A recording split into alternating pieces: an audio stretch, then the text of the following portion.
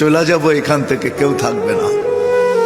যিনি থাকার উনিই যখন থাকেন নাই, কারো কাছে মালাকুল মউত অনুমতি নিয়ে আসে নাই, আসবে না।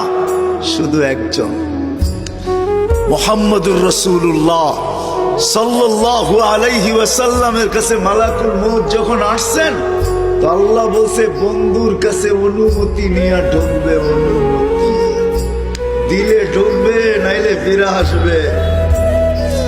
বন্ধু আমার, খবরদার অনুমতি ছাড়া যায় গর্জায় ঢুকা যাবে না। আমাদের কারো কাছে অনুমতি নিয়ে আসবে না, ওনার কাছে অনুমতি নিয়ে গেছেন।